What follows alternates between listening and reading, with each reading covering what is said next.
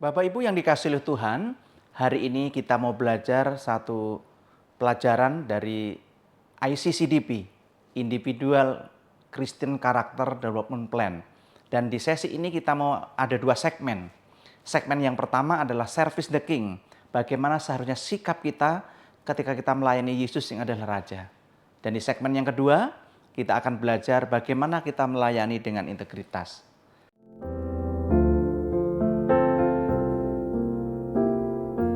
Mari kita masuk pada segmen yang pertama, yaitu Service the King. Mari kita membaca satu bagian firman Tuhan dari Yohanes 13 ayat 13 sampai 14. Kamu menyebut aku guru dan Tuhan, dan katamu itu tepat, sebab memang akulah guru dan Tuhan. Jadi jikalau aku membasuh kakimu, aku yang adalah Tuhan dan gurumu, maka kamu pun wajib saling membasuh kakimu. Sebab aku telah memberikan suatu teladan kepada kamu, supaya kamu juga berbuat sama seperti yang telah kuperbuat kepadamu. Bapak Ibu, untuk mengawali sesi segmen yang pertama ini, saya mengajak kita untuk melihat satu tayangan, yaitu seorang abdi dalam yang melayani di Keraton Ngayogyakarta. Mari kita lihat tayangan berikut ini. Namanya Sapta Raharjo, atau akrab disapa Sapto. Selama lebih dari 13 tahun, sarjana ekonomi ini memilih menyumbangkan pikiran dan tenaganya sebagai abdi dalam Keraton Yogyakarta. Betul. Setiap bulan, Sapto hanya mendapatkan kekucah atau ucapan terima kasih dari keraton sebesar Rp70.000. Agar bisa mencukupi kebutuhannya, pria berusia 34 tahun ini membantu bisnis jamu tradisional milik ayahnya. Pekerjaan ini Sapto lakoni setiap pagi sebelum pergi ke keraton. Namun penghasilan yang serba pas-pasan tidak lantas membuat Sapto berniat meninggalkan tugas mulianya sebagai abdi dalam. Mboten wonten batasan umur, bilih ingkang kuwasa ngersa dalem Allah ingkang Maha Agung. Paring yuswa utawi umur panjang lan raga kula tasih kiat ngayahi dhateng Keraton Ngayogyakarta diningrat menika. Kula tasih saged nglampahi dados abdi dalem. Dados bilih wonten wekdal 50 taun utawi 100 taun nyuwun Gusti maring umur, kula tasih saged ngabdi wonten ing Keraton Ngayogyakarta diningrat menika. Wah, Bapak Ibu, begitu luar biasa. Seorang abdi dalam yang bernama Pak Sapto tadi, dikatakan bahwa sekalipun dia setiap bulan itu hanya diberi kekucah atau ucapan terima kasih 70.000, ketika ditanya oleh wartawan, sampai berapa lama Bapak mau tetap melayani di keraton? Tadi dia menjawab, sampai sekuat saya, jika saya diberi umur entah 50 mau 100 tahun, saya tetap siap untuk bersedia untuk mengabdi, melayani di keraton. Bapak Ibu, jika seorang abdi dalam saja begitu bangga melayani raja di dunia, bagaimana dengan kita di BPK Penabur yang melayani raja di atas segala raja? Nah, oleh karena itulah hari ini kita mau belajar bagaimana seharusnya sikap kita ketika kita melayani raja di atas segala raja. Yang pertama, Bapak Ibu, sikap seorang pelayan terhadap Kristus, raja yang kita layani. Kita harus melayani dengan kasih dan rendah hati. Di dalam bacaan kita dari Yohanes 13 ayat 13, ayat 14 dan 15 tadi kita belajar bahwa ternyata dunia itu seringkali mendefinisikan kebesaran itu dari segi kuasa, harta, martabat, dan kedudukan. Jika kita bisa menuntut pelayanan dari orang lain, berarti kita dikatakan telah mencapai keberhasilan. Tetapi di dalam bacaan kita hari ini justru sebaliknya.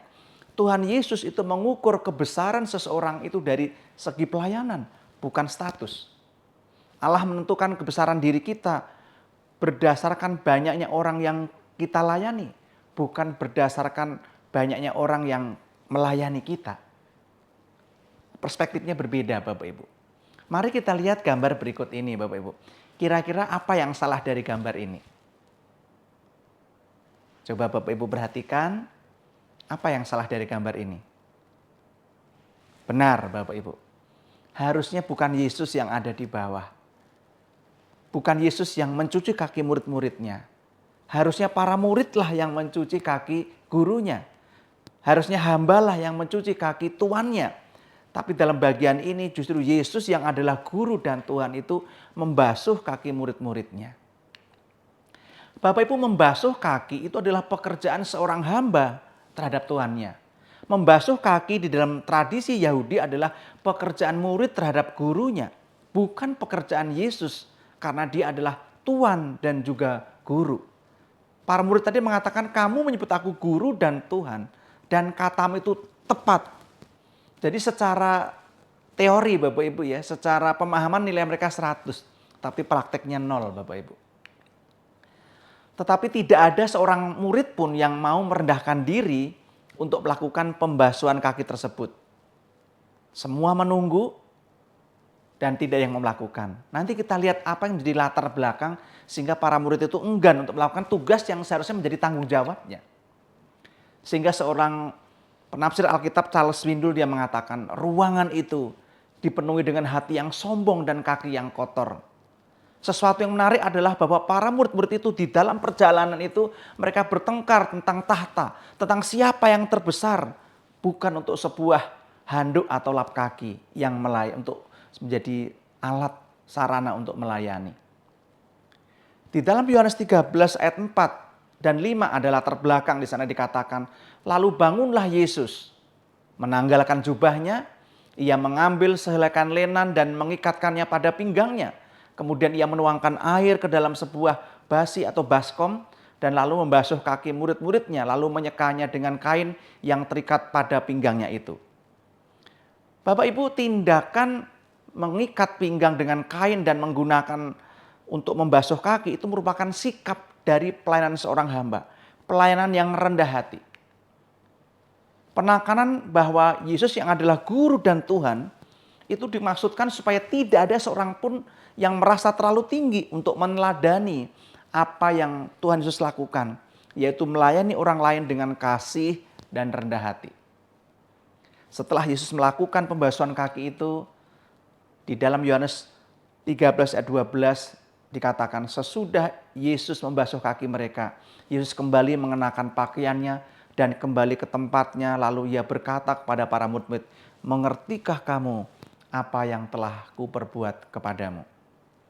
Bapak Ibu, marilah kita melayani Tuhan Yesus. Melayani Tuhan Yesus melayani orang-orang yang dipercayakan kepada kita. Sebagai guru kita melayani para murid, kita yang ada di sekretariat, ya kita melayani juga guru-guru. Mari, siapapun yang Tuhan izinkan untuk kita melayani dengan kasih dan rendah hati. Apapun bagian kita. Karena kita sedang melakukan sebenarnya untuk raja di atas segala raja. Bapak Ibu, Tuhan Yesus menegaskan di bagian lain di Markus 10 ayat 43-44. Barang siapa ingin menjadi besar di antara kamu, hendaklah dia menjadi pelayan. Dan barang siapa ingin menjadi terkemuka di antara kamu, hendaklah dia menjadi hamba untuk semuanya. Bapak Ibu, kalau kita lihat latar belakang ayat ini, kenapa tadi para murid juga bertengkar di tengah perjalanan dan bertiga ada yang mencuci kaki satu dengan yang lain, bahkan mencuci kaki gurunya, rupanya ada latar belakangnya Bapak Ibu. Jadi kalau kita lihat di dalam konteks sebelumnya, ya dicatat oleh Injil Matius 18, 1-5, di Lukas 9, ayat 46 sampai 48. Rupanya di perjalanan itu para murid bertengkar tentang siapa yang terbesar di antara mereka. Bahkan kalau kita lanjut di pasal berikutnya, Yakobus dan Yohanes ini sudah menggunakan the power emak-emak untuk ngetek tempat di sebelah kanan dan kiri Tuhan Yesus, itu melambangkan tempat kemuliaan. Tempat di sebelah kanan dan kiri adalah tempat terhormat. Yakobus dan Yohanes meminta diberikan tempat terhormat di dalam kemuliaan Tuhan. Padahal mereka sama-sama bareng ikut Yesus bersama-sama. Tentu ini pasti menimbulkan pertengkaran dari Petrus dan murid yang lain. Enak aja kamu ngetek tempat. Padahal kita sama-sama menjadi murid bersamaan. Dan kemudian kisah tadi yang kita baca. Tuhan Yesus membasuh kaki murid-muridnya. Jadi Bapak Ibu, Yesus mau mengajarkan bahwa barang siapa ingin menjadi besar, hendaklah dia menjadi pelayan. Barang siapa yang menjadi terkemuka, hendaklah dia menjadi hamba untuk semuanya. Jadi Tuhan Yesus mengatakan sebuah paradok. Jalan untuk naik ke atas itu justru turun ke bawah, Bapak Ibu. Bapak Ibu, ironis sekali. Banyak orang ingin menjadi the great, ingin menjadi besar. tetapi tidak mau menjadi servant atau pelayan. Banyak orang ingin menjadi the first atau terkemuka, tetapi tidak mau menjadi slave atau hamba. Banyak orang ingin won-nya, tetapi nggak mau emasnya, Bapak Ibu. Di dalam Kristen tidak bisa. Kalau kita ingin menjadi yang terbesar, mari kita belajar melayani. Kalau ingin menjadi yang terkemuka, mari kita belajar menjadi hamba yang melayani dengan rendah hati. Bapak Ibu, setiap orang percaya Tuhan Yesus dipanggil untuk menjadi pemimpin yang melayani.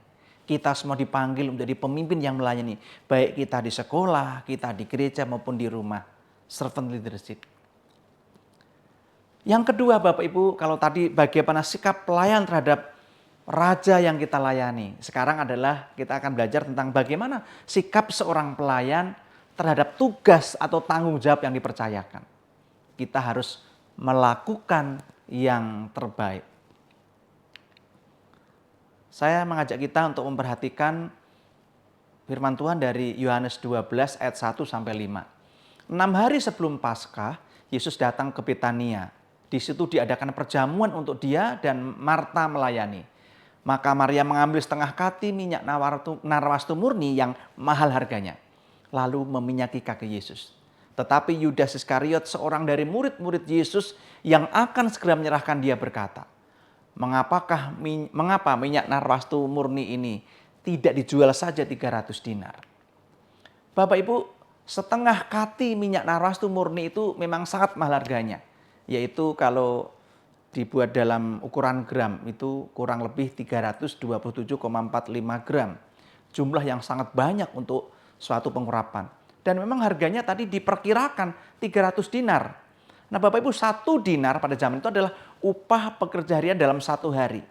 Jadi kalau saya bayangkan Bapak Ibu ya, seandainya 1 dinar itu upah pekerja 1 hari itu 100.000, Bapak Ibu tinggal kalikan. Ya, jadi harga minyak tadi sama dengan upah seorang buruh dalam 1 tahun. Jadi kita bisa kalikan, kalau 1 dinar itu sama dengan 100.000 dikalikan 330 juta. 30 juta zaman dulu 2000 tahun yang lalu sama sekarang ya tetap jumlah yang besar Bapak Ibu. Itu minyaknya sangat mahal dan berharga. Biasanya itu dipersiapkan calon mempelai perempuan untuk calon mempelai laki-laki suaminya. Dan Maria rela memberikan itu untuk guru yang dia kasihi. Charles Thomas Stout dia mengatakan, karena Yesus Kristus adalah Allah dan telah mati bagiku, maka tidak ada pengorbanan yang terlalu besar untuk kupersembahkan padanya. Bapak Ibu, karena Tuhan Yesus sudah mati menebus kita, maka sebenarnya sebagai ucapan terima kasih, tidak ada pengorbanan yang terlalu besar yang dapat kita persembahkan baginya melalui pelayanan kita.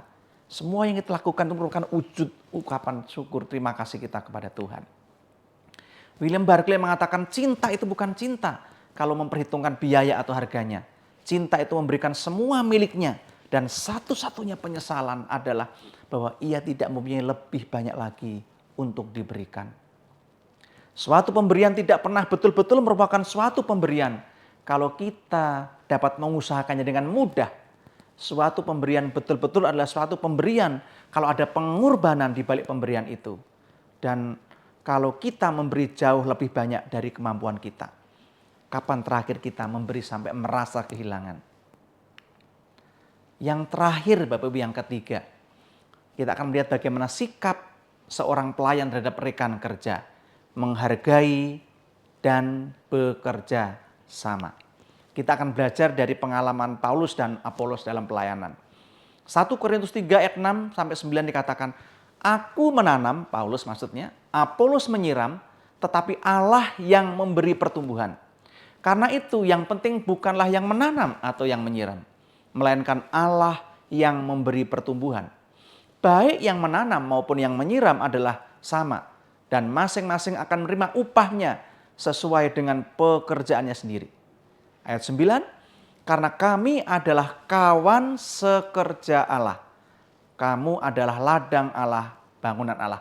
Bapak Ibu, saya akan fokus pada yang saya highlight dengan warna merah. Karena kami adalah kawan sekerja Allah. Bapak Ibu, karena kami. Bapak Ibu, kata kami itu menegaskan bahwa di dalam pelayanan, di dalam pekerjaan kita, kita membutuhkan orang lain. Kita membutuhkan rekan kerja. Sehebat apapun kita tidak bisa single fighter Bapak Ibu. Kita membutuhkan rekan. Kepala sekolah membutuhkan guru, guru membutuhkan kepala sekolah. Kita juga membutuhkan tenaga TU atau tenaga kependidikan. Kita juga membutuhkan struktural ya di kantor sekretariat. Kita juga membutuhkan yang di sekolah. Kita semua saling membutuhkan. Kata kami itu menegaskan bahwa kita membutuhkan rekan kerja. Oleh karena itu sudah saatnya kita tuh bersinergi, berkolaborasi. Karena jangan sampai tahun ini karena aku, tapi kita harus kata ini kami. BPK Penabur adalah kami, Bapak Ibu. Bapak Ibu, di dalam pelayanan seorang teolog seperti Paulus pun maupun seorang ahli pidato seperti Apolos, pemikir maupun orator, orang yang kuat di dalam logika maupun orang yang fasih berbicara, semuanya dibutuhkan dan saling membutuhkan. Di dalam pelayanan dan atau pekerjaan kita, orang seperti Paulus yang hebat pun tetap membutuhkan Apolos. Demikian juga sebaliknya, orang seperti Apolos pun tetap membutuhkan Paulus. Sehingga mereka bisa bersinergi, berkolaborasi. Kata yang kedua adalah kawan sekerja, Bapak Ibu. Bapak Ibu, frase atau kata kawan sekerja itu menegaskan bahwa di dalam pelayanan atau pekerjaan kita semua adalah kawan, bukan lawan, bukan saingan Bapak Ibu. Kita harus ingat teman-teman yang bekerja di depan, di belakang kita, samping kanan, kiri kita, di bagian lain itu adalah kawan sekerja. Jangan menjadikan kawan itu menjadi lawan. Karena akan jadi kita merasa tidak nyaman. Ketika kawan kita dipromosikan, harusnya kita tetap bisa bersyukur. Karena ini kawan. Dia bukan saingan kita, bukan lawan. Dan yang terakhir adalah frase kawan sekerja Allah. Kawan sekerja Allah. Bapak Ibu, frase ini menegaskan bahwa di dalam pelayanan, di dalam pekerjaan, kita semua adalah sama-sama bekerja untuk pribadi yang sama, untuk Allah. Kalau di dalam terjemahan bahasa Indonesia sehari-hari terjemahkan, kami adalah orang-orang yang sama-sama bekerja untuk Allah. Bapak Ibu, apapun bagian kita hari ini, kita divisi, di bagian, di biro apapun, ya kita di bidang apapun, kita sama-sama bekerja untuk Allah. Fokus kita sama, goal kita sama, kita bekerja, bos yang utama kita siapa, kita tahu bahwa kita melayani, kita bekerja untuk Allah. Oleh karena itulah kita harus melakukan yang terbaik. Paulus mengatakan, aku menanam, Apolos menyiram, tetapi Allah yang memberi pertumbuhan. Ayat 7, jadi yang penting adalah Allah, bukan kita. Kita ini hanya alat, Bapak Ibu. Jadi yang penting adalah Allah, sebab Allah lah yang menumbuhkan apa yang kita kerjakan. Yang menanam dan yang menyiram tidaklah sepenting Allah yang menumbuhkan apa yang kita kerjakan. Bapak Ibu, mungkin Bapak Ibu pernah hadir dalam pertunjukan orkestra, ya. Saya pernah hadir. Bapak Ibu, kalau saya bayangkan kita bekerja itu sama seperti orkestra, Bapak Ibu ya. Jadi masing-masing kita itu punya peran yang berbeda-beda tapi sama pentingnya. Apapun alat musik yang Bapak Ibu mainkan, itu semua penting. Nggak ada yang lebih penting daripada yang lainnya. Dan ingat, ada satu dirijen, ada leader yang Tuhan percayakan. Nah, kita harus taat dengan dirijen atau leader itu. Nah, demikian juga Bapak Ibu dalam pekerjaan kita. Di dalam pekerjaan Tuhan tidak ada seorang pun yang lebih penting daripada yang lainnya. Semua itu sama, sederajat di mata Tuhan, apapun posisi kita. Karena kita melayani untuk pribadi yang sama. Dan semua bisa dipakai menjadi alat di tangan Tuhan. Dan ingat Bapak Ibu, sama seperti alat musik dalam sebuah orkestra, itu sama pentingnya dan tidak ada yang lebih penting daripada yang lainnya. Yang di sekretariat tidak lebih penting daripada yang di sekolah. Yang di sekolah juga tidak lebih penting dari sekretariat. Kita sama-sama penting. Di masing-masing bagian, masing-masing bidang, masing-masing biro, sama-sama penting. Oleh karena itulah kita harus bersinergi, kolaborasi untuk memberikan yang terbaik untuk Tuhan. Bapak Ibu, service the King. Kita belajar bahwa sikap seorang pelayan terhadap Kristus yang kita layani. Mari kita melayani dengan kasih dan rendah hati. Sikap seorang pelayan terhadap tugas tanggung jawabnya. Mari kita melakukan yang terbaik. Dan sikap seorang pelayan terhadap rekan kerja. Mari kita belajar menghargai, bekerja sama, kolaborasi, sinergi. Tuhan Yesus memberkati.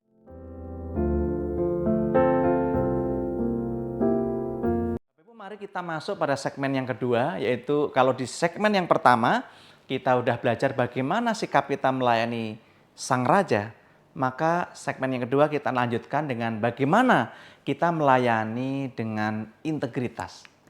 Saya mengajak kita untuk memperhatikan Matius 23 ayat yang pertama sampai yang ketiga. Maka berkatalah Yesus kepada orang-orang banyak dan kepada murid-muridnya.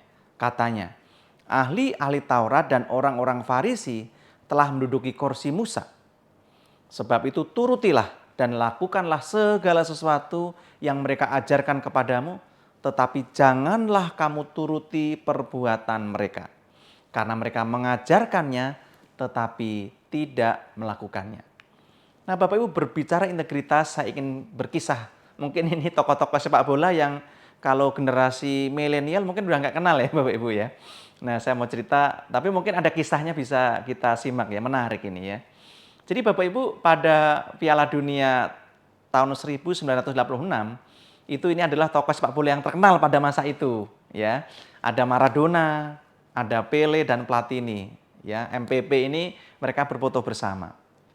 Dan di dalam momen Piala Dunia itu Bapak Ibu, Maradona ini berkampanye untuk gerakan anti narkoba. Itu di kaosnya ada no drug, Bapak Ibu ya. Kemudian Pele itu waktu itu berkampanye tentang gerakan hak anak-anak sedunia, ya, bagaimana kita menghargai hak anak-anak. Nah, sedangkan Platini yang paling ujung, kalau paling ujung ya, yang dengan berkaca pinggang ya. Platini waktu itu berkampanye tentang gerakan anti korupsi. Mungkin kalau di Indonesia jujur itu hebat ya. No korupsi gitu ya. Stop korupsi. Nah, Bapak Ibu, integritas itu diuji oleh waktu. Waktu berlalu dengan cepat, Bapak Ibu. Dan apa yang terjadi kemudian dengan Maradona yang tadi kampanye anti narkoba, Maradona berakhir menjadi pecandu narkoba. Bagaimana dengan Pele yang tadi berkampanye tentang menghargai, mengakui hak anak. Pele menolak mengakui anak hasil hubungan gelapnya dengan pembantu rumah tangganya di tahun 1964. Bagaimana dengan Platini yang tadi kampanye anti korupsi? Platini terkena kasus korupsi dan dia dilarang terlibat dalam kepengurusan sepak bola seumur hidupnya. Bapak Ibu, ini bicara soal integritas, walk the talk, apa antara yang diucapkan dengan dilakukan ternyata berbeda. Bapak Ibu, integritas itu ada ujian waktu. Kalau kita lanjutkan cerita tentang si Pele ya Bapak Ibu, ini kisahnya ya, sampai anaknya itu menulis sebuah buku gitu ya. Anaknya yang bernama Sandra Regina Arantes itu akhirnya memenangkan kasus lewat tes DNA. Dan kemudian dia menulis buku berjudul Anak yang Tak Diinginkan oleh Sang Raja, maksudnya sang raja sepak bola yaitu Pele. Di mana di dalam buku itu dia menceritakan bagaimana hubungan ibunya dengan Pele. Bapak Ibu, dengan berjalannya waktu, Maradona, Pele dan Platini telah kehilangan integritas dalam hidupnya. Apa yang dikampanyekan, apa yang diucapkan itu berbeda dengan kesehariannya. Inilah yang dinamakan integritas, Bapak Ibu. Menurut Billy Graham, integritas adalah lem yang merekatkan jalan hidup kita. Kita harus berusaha menjaga integritas kita. Ketika dompet hilang, harta hilang, kata Billy Graham, ya sebenarnya nggak ada yang hilang. Ketika kesehatan hilang, hanya ada sesuatu yang hilang. Tetapi ketika integritas hilang, kata Billy Graham, segalanya hilang. Integritas itu sangat penting. Pertanyaannya lalu apa ciri-ciri karyawan, tenaga pendidik, tenaga kependidikan yang berintegritas itu? Yang pertama Bapak Ibu, karyawan yang berintegritas itu melakukan apa yang dikatakan atau diajarkan. Atau istilahnya itu walk the talk. Di dalam Matius 23 ayat 1 sampai 3 tadi Bapak Ibu, Tuhan Yesus mengatakan bahwa lihat ya, ahli-ahli Taurat dan orang-orang Farisi telah menduduki kursi Musa, dia dalam posisi pemimpin. Sebab itu turutilah dan lakukanlah segala sesuatu yang mereka ajarkan kepadamu, karena diajarkan baik, Tetapi janganlah kamu turuti perbuatan-perbuatan mereka, karena mereka hanya mengajarkan tetapi tidak melakukan, tidak walk the talk gitu Bapak Ibu. Nah, mari kita kontraskan antara ahli Taurat dan orang Farisi dengan Tuhan Yesus. Ahli Taurat dan orang Farisi ini mengajarkan, tetapi mereka tidak melakukan Bapak Ibu. Kalau bahasa anak-anak itu hanya omong doang atau nato, no action, talk only gitu. Berbeda dengan Tuhan Yesus. Tuhan Yesus itu bukan hanya mengajarkan, tetapi juga melakukan. Jadi kita bisa menyimpulkan bahwa ahli Taurat dan orang Farisi ini adalah pribadi tokoh pemimpin yang tidak memiliki integritas. Sedangkan Yesus karena dia mengajarkan dan melakukan, dia adalah pribadi yang memiliki integritas. Contoh Bapak Ibu ya, Tuhan Yesus itu adalah pribadi yang berintegritas karena melakukan apa yang diajarkan atau dikatakan. Tuhan Yesus pernah mengajarkan kepada kita, kasihilah musuhmu dan berdoalah bagi mereka yang menganiaya kamu. Apa yang Tuhan Yesus lakukan? Di kayu salib saat dia begitu menderita itu, dia berdoa untuk orang-orang yang sudah menyalibkannya. Dia berkata, ya Bapa, ampunilah mereka, sebab mereka tidak tahu apa yang mereka perbuat. Tuhan Yesus bukan hanya mengajarkan, tetapi dia melakukan apa yang diajarkan. Yang kedua Bapak Ibu, apa ciri karyawan yang berintegritas itu? Yang kedua, karyawan yang berintegritas itu mengatakan kebenaran dengan segenap hati. Tell the truth. Mazmur 15 ayat 2b dikatakan, orang yang berintegritas itu adalah orang yang mengatakan kebenaran dengan segenap hatinya. Di dalam terjemahan sehari-hari terjemahkan orang yang jujur mengatakan yang benar. Di dalam terjemahan lama dikatakan orang yang berkata benar di dalam hatinya, kemudian diwujudkan dalam tindakan. Di dalam terjemahan NIV dikatakan orang yang berintegritas itu adalah who speak the truth from their heart. Bapak Ibu, integritas itu merupakan hasil dari disiplin diri, dorongan dari dalam hati dan keputusan untuk tetap jujur di segala situasi dalam hidup ini, di dalam tindakan. Paulus ketika dia menulis surat kepada jemaat Galatia, dia pernah mengatakan, apakah dengan mengatakan kebenaran kepadamu, aku telah menjadi musuhmu? Kadang-kadang Bapak Ibu ketika kita mengatakan kebenaran, tidak jarang kita dimusuhi. Tapi lebih baik kita dimusuhi karena mengatakan kebenaran daripada kita itu dijadikan teman karena kita kompromi dengan ketidakbenaran atau dosa. Mahatma Gandhi juga mengatakan kebenaran yang setengah-setengah itu bukanlah kebenaran. Jadi kadang-kadang mungkin kita juga tergoda untuk mengatakan setengah kebenaran, padahal sebenarnya setengah kebenaran itu bukanlah kebenaran. Maka dikatakan tadi orang yang berintegritas itu mengatakan kebenaran dengan sepenuh hati, Bapak Ibu ya. Bukan setengah hati, bukan kebenaran yang setengah-setengah. Yang ketiga Bapak Ibu, karyawan yang berintegritas itu melakukan apa yang benar meskipun tidak ada yang melihat. Kalau melakukan yang benar tapi kan hanya dilihat, ya saya kira itu bukan integritas. Integritasnya belum teruji Bapak Ibu. Mazmur 15 maksud saya, ayat yang kedua A, orang yang berintegritas itu dikatakan, yaitu dia yang tidak bercela, yang melakukan apa yang adil atau benar. Atau kalau di dalam NIV terjemahkan, mereka yang walk is blameless, berjalan tanpa cela, dan kemudian does what is righteous, melakukan apa yang benar. Nah Bapak Ibu, kata tidak bercela itu dalam bahasa aslinya berarti tidak bercela, berarti tulus, berarti saleh atau utuh ya, komplit gitu, utuh, tidak terpecah-pecah. Nah, sedangkan kata adil itu berarti adil, benar, keadilan atau kebenaran. Contoh pribadi yang berintegritas Bapak Ibu di Alkitab itu jelas sekali. Saya memberi contoh Yusuf Bapak Ibu. Bagaimana dia melakukan apa yang benar meskipun tidak ada yang melihat Bapak Ibu. Orang yang memiliki integritas itu berarti adalah orang yang memiliki keutuhan tadi ya, kata utuh tadi, integritas kan utuh ya. Antara apa yang dikatakan, word, apa yang diyakini itu belief, dengan apa yang dilakukan itu action. Jadi ketiga ini terangkai menjadi satu ya. serta menjadi orang yang jujur dan dapat dipercaya. Ini seperti irisan yang saling mengikat satu sama lain, nggak bisa dipisahkan. Ini integritas. Nah, kita kembali ke contoh Yusuf tadi, Bapak Ibu. Di dalam Kejadian 39 kita tentu sudah tahu kisahnya. Ayat 10 dikatakan, walaupun dari hari ke hari istri Potifar itu membujuk Yusuf, Yusuf tidak mendengarkan bujukannya itu untuk tidur di sisinya dan bersetubuh dengan dia. Jadi Bapak Ibu, kita melihat bahwa istri Potifar ini mengajak terus ya dari hari ke hari. Seperti pantang menyerah gitu ya. Tetapi di sisi lain Yusuf juga dari ke hari dia tetap menjaga integritasnya. Dia berani menolak ajakan majikannya sekalipun dia hanya seorang hamba atau seorang budak di situ. Dan saat itu dipercaya menjadi seorang kepala budak. Kenapa Yusuf berani menolak? Karena dia punya integritas. Walaupun yang meminta itu adalah majikannya atau pimpinannya.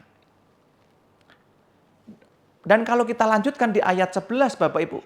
Sebenarnya Potifar itu sudah mengkondisikan Bapak Ibu. Seolah-olah mau mengatakan Yusuf tenang. Semua aman dan terkendali. Dikatakan pada suatu hari masuklah Yusuf ke dalam rumah untuk melakukan pekerjaannya. Sedang dari seisi rumah itu seorang pun tidak ada rumah. Tidak ada di rumah. Saya sedang membayangkan apakah ini kalau di negara kita sedang musim lebaran ya. Jadi asisten rumah tangganya sudah pulang semua. Karena Yusuf ini sebagai kepala para asisten rumah tangga itu dia nggak diberi kesempatan untuk cuti. Nanti cutinya. Jadi sudah dikondisikan. Dikatakan sedang seisi rumah. Jadi asisten rumah tangga yang lain, hamba-hamba yang nggak ada. Jadi seolah-olah ucup gitu Yusuf. Kita ini semua aman terkendali, tenang aja gitu ya. Si Om Potifar juga sedang tugas nggak pulang-pulang. Jadi semua aman terkendali.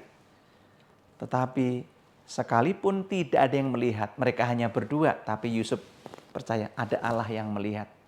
Jadi Yusuf tetap melakukan yang benar meskipun tidak ada yang melihat. Bahkan dikatakan Yusuf itu menolak. Bahkan dia mengatakan satu kalimat yang menurut saya itu luar biasa. Dia berani berkata kepada pimpinan majikannya, bagaimana mungkin aku melakukan kejahatan yang besar ini dan berbuat dosa terhadap Allah. Yusuf tidak mendengarkan bujukannya, tetapi Yusuf meninggalkan bajunya di tangan perempuan itu dan lari keluar, Bapak Ibu. Nah, sekarang mari kita lihat tadi unsur-unsur dari integritas tadi. Secara belit ya kepercayaannya. Berzinah itu adalah kejahatan yang besar dan itu berbuat dosa terhadap Allah. Dari belit kemudian muncul perkataan Yusuf yang manis sikapnya itu menolak. Maaf nyonya, Tuan Potifar telah mempercayakan segala miliknya kepadaku. Tidak ada satupun yang tidak dipercayakan kepada saya kecuali nyonya. Sebab nyonya adalah istrinya. Kemudian actionnya dia menolak. Dia tidak mendengarkan bujukan istri Potifar dan kemudian lari keluar. Bapak Ibu, inilah integritas. Antara apa yang dipercaya, yang dikatakan dalam tindakan itu match gitu Bapak Ibu ya. Itu integritas. Mari kita belajar dari Yusuf. Kita tetap melakukan yang benar sekalipun tidak ada yang melihat. Karena sekalipun pimpinan kita tidak melihat, rekan kerja tidak melihat, ingat Tuhan melihat Bapak Ibu. C.S. Lewis mengatakan integritas adalah melakukan hal yang benar bahkan ketika tidak ada yang melihat. Ketika tidak ada pimpinan yang mengawasi kita, maka kita tetap bekerja dengan sebaik-baiknya. Bapak Ibu, mari kita belajar jujur ya. Mungkin kalau kita membuat tulisan ya, kalau memang itu kutipan, mungkin kita ambil dari ChatGPT. Kalau itu tulisan sifatnya akademis ya kita cantumkan. Karena kalau enggak nanti kita dianggap plagiat, Bapak Ibu. Mari kita juga belajar jujur dalam soal keuangan dari hal kecil. Tidak sedikit ya orang-orang yang akhirnya harus resign karena masalah keuangan tidak jujur. Ya dimanapun, entah kita di BPK Penabur, kita di gereja, ya di keluarga, mari kita jujur dalam hal mamon juga, dalam perkara-perkara kecil. Dari diri sendiri dan mulai dari sekarang. Yang keempat Bapak Ibu, karyawan yang berintegritas itu tidak menyebarkan fitnah, tidak berbuat jahat dan tidak menjelekkan rekan kerja atau orang lain. Mazmur 15 ayat 3 dikatakan, Orang yang berintegritas itu tidak menyebarkan fitnah dengan lidahnya, tidak berbuat jahat terhadap temannya atau rekan kerjanya, dan tidak menimpakan cela kepada orang lain atau tetangganya. Kalau dalam terjemahan sehari-hari terjemahkan, orang yang berintegritas tidak memfitnah sesamanya, tidak berbuat jahat terhadap kawan, dan tidak menjelekkan nama tetangga atau rekan kerjanya. Bapak Ibu, menyebarkan fitnah, gosip atau hoax itu bagaikan menyebarkan bulu ayam. Sulit untuk kita tarik kembali jika sudah terlanjur tersebar. Jadi ada kisah, ada seorang jemaat yang merasa menyesal karena sudah menyebarkan gosip terhadap rekannya. Kemudian dia datang kepada Pak Pendeta atau Bu Pendeta, datang ke pastori dan mengatakan, "Pak, Bu, saya ingin bertobat karena saya sudah menyebarkan fitnah gosip hoax tentang sahabat saya. Bagaimana caranya?" Kemudian dia, "Silahkan kamu datang ke pastori saya sambil kamu bawa bulu-bulu ayam. Sepanjang perjalanan dari rumah, karena memang mereka tinggal di kompleks yang sama, dari rumah kamu ke rumah saya, tolong itu bulu ayam itu disebarkan gitu ya, ditebar, disebarkan." Bapak Ibu, setelah itu kemudian betul jemaat bilang, "Sudah saya lakukan, Pak." "Oke, sekarang tugas kamu adalah kumpulkan lagi itu bulu-bulu ayam yang sudah kamu sebarkan tadi." Bapak Ibu, ternyata dia sudah berjuang sedemikian keras, tapi ternyata tidak ada satupun yang bisa dia kumpulkan kembali. Kemudian dia balik ke Pak Pendeta atau Bu Pendeta, "Maaf Pak, Bu, tidak ada satupun yang bisa saya ambil." Dia bilang, "Demikian juga kalau kamu menyebarkan fitnah, gosip atau hoax, itu bagian kamu menyebarkan bulu ayam itu. Sulit untuk kamu tarik kembali walaupun kalau sudah terlanjur tersebar. Oleh karena itu mari Bapak Ibu kita berpikir sebelum melakukan itu." Integritas yang rusak itu bagaikan pohon besar yang akar-akarnya telah busuk, cepat atau lambat akan tumbang atau hancur sebesar apapun pohon itu. Jika akarnya tidak kuat, akarnya itu integritas, maka akan hancur, akan tumbang suatu saat. Tinggal menunggu waktu saja Bapak Ibu. Warren Buffett mengatakan bahwa dibutuhkan 20 tahun untuk membangun reputasi. Dan mungkin hanya 1 atau mungkin 5 menit saja untuk merusaknya. Jika Anda berpikir tentang hal itu, Anda akan melakukan sesuatu yang berbeda. Anda akan hidup dengan berintegritas. Anda akan melayani dengan integritas. Membangun reputasi itu membutuhkan waktu yang lama. Dan hanya butuh waktu beberapa menit, mungkin hanya 5 menit, bahkan 1 detik untuk meruntuhkannya. Jadi Bapak Ibu, jangan kita melakukan sesuatu yang justru akan menghancurkan integritas kita sendiri. Baik pelayanan kita di BPK Penabur, maupun pelayanan kita di masyarakat maupun gereja. Abraham Lincoln pernah berkata, "Aku tidak harus menang, tetapi aku harus hidup benar. Aku tidak harus sukses, tetapi aku harus hidup berintegritas." Bapak Ibu, hari ini kita melihat berapa banyak orang yang goalnya adalah ingin menang, tapi nggak benar hidupnya. Berapa banyak yang sukses tetapi nggak berintegritas. Akhirnya tertangkap menjadi seorang koruptor dan sebagainya. Bapak Ibu, yang penting bukan menang atau sukses, tetapi apakah kita hidup benar dan hidup berintegritas di hadapan Tuhan dan sesama. Layanilah Tuhan dengan integritas. Dan seandainya pun kita tidak mencapai keberhasilan, setidaknya tidak ada dosa yang mengganggu hati nurani kita. Demikian kata Charles Spurgeon. Lebih baik lagi berhasil, tapi berhasil dengan integritas. Itu tentu saja. Jadi Bapak Ibu, mari kita melayani dengan integritas. Karena tanpa integritas, pelayanan kita akan menjadi batu sandungan. Apa yang sudah kita bangun itu akan hancur. Dan pelayanan kita akan kehilangan kuasanya. Nggak ada power lagi. Kita ngomong udah nggak ada orang yang mau dengerin kita lagi. Kalau kita tidak punya integritas. Melayani dengan integritas. Kita hari ini belajar, karyawan yang berintegritas adalah karyawan yang melakukan apa yang dikatakan atau diajarkan. Walk the talk. Karyawan yang berintegritas berani mengatakan kebenaran dengan segenap hati, bukan setengah hati atau kebenaran setengah-setengah. Karyawan yang berintegritas itu melakukan apa yang benar, meskipun tidak ada yang melihat, meskipun tidak ada pimpinan, rekan kerja yang melihat, karena Tuhan melihat. Karyawan yang berintegritas tidak menyebarkan fitnah, tidak berbuat jahat dan tidak menjelekkan orang lain atau rekan kerja. Kiranya Tuhan menolong kita menjadi karyawan yang berintegritas. Mari kita melayani dengan integritas. Tuhan Yesus memberkati.